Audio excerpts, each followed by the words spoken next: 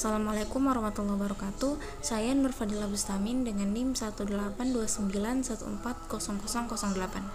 Pada kesempatan kali ini saya akan menyampaikan ringkasan sebuah artikel, di mana artikel ini berjudul Autocon IoT Automate and Scalable Online Conformance Testing for IoT Application, yang ditulis oleh Jae-Yong Hwang, Abdullah Aziz, Nam Kyung Sung, Abbas Ahmad, Frank Legal, dan Jae-Sung Song. Topik pembahasan yang akan kita bahas pada kesempatan kali ini ada 5. Yang pertama yaitu permasalahan utama, kedua solusi permasalahan, yang ketiga metode penyelesaian, yang keempat hasil pembahasan, dan yang terakhir kelebihan dari solusi yang ditawarkan.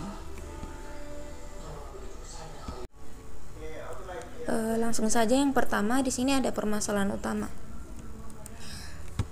Masalah utama yang ada pada artikel ini disebutkan bahwa jumlah aplikasi berbasis IoT semakin berkembang pesat atau semakin banyak sesuai dengan perkembangan dari konsep IoT itu sendiri.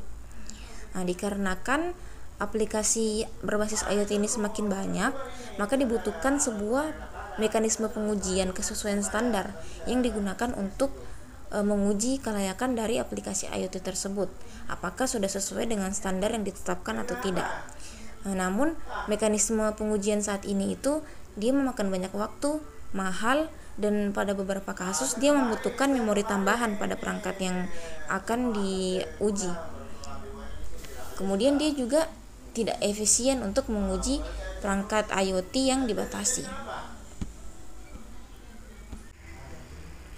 Berdasarkan permasalahan yang ada, di sini ada solusi yang ditawarkan, yaitu sebuah pendekatan pengujian yang baru yang disebut dengan Autocon IoT. Autocon IoT ini dapat secara otomatis menguji aplikasi berbasis IoT yang dibatasi. Autocon IoT ini juga memperkenalkan sebuah komponen logis yang disebut upper tester. Upper tester ini mempunyai kegunaan yaitu untuk menjalankan prosedur pengujian secara otomatis. Jadi si upper tester ini yang akan menjalankan proses pengujian. Jadi tidak memerlukan tenaga dari manusia ataupun yang lainnya, sehingga dapat mengurangi kesalahan pengujian yang dihasilkan dari intervensi manusia. Autocon IoT juga merupakan proses implementasi dari standar global IoT yang disebut dengan 1M2M. Kemudian di sini ada metode penyelesaiannya.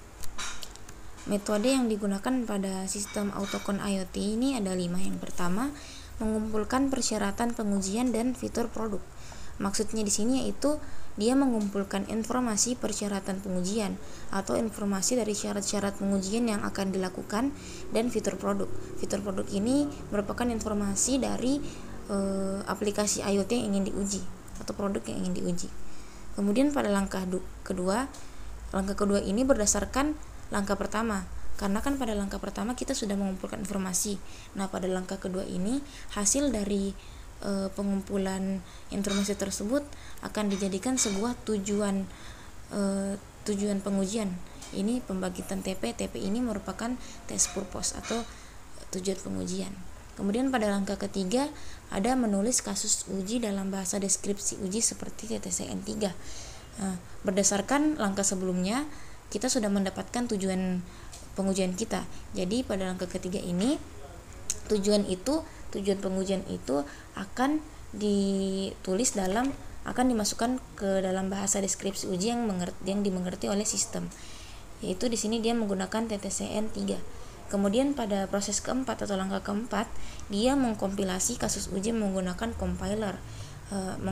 Mengkompilasi kasus uji di sini maksudnya menerjemahkan proses yang sebelumnya ditulis dalam bahasa deskripsi uji ke dalam sistem menggunakan compiler TTCN3. Dan pada langkah terakhir dia membuat koneksi antara sistem pengujian dan sistem yang sedang diuji. Pada langkah terakhir ini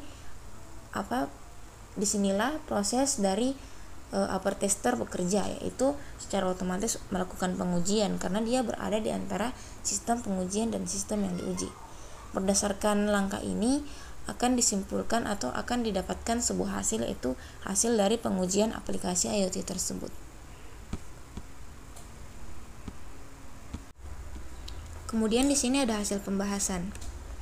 Berdasarkan semua proses yang sudah kita lihat sebelumnya, kita dapat menyimpulkan bahwa proses pengujian otomatis menggunakan pendekatan autocon IoT ini dia bekerja lebih baik daripada pengujian yang manual atau hibrid, karena semua prosedur yang dilakukan secara otomatis. Berdasarkan hal tersebut, kita dapat menyimpulkan juga bahwa dengan melakukan proses secara otomatis, waktu yang digunakan dalam prosesnya juga semakin sedikit.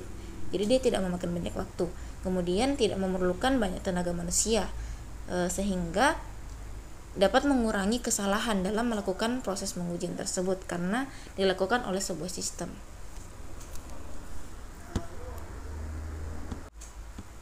Kemudian yang terakhir ada kelebihan dari solusi yang ditawarkan. Berdasarkan solusi yang ditawarkan, kita dapat mengetahui kelebihan dari autocon IoT tersebut. Yang pertama di sini ada dapat memastikan interoperabilitas dari beberapa implementasi.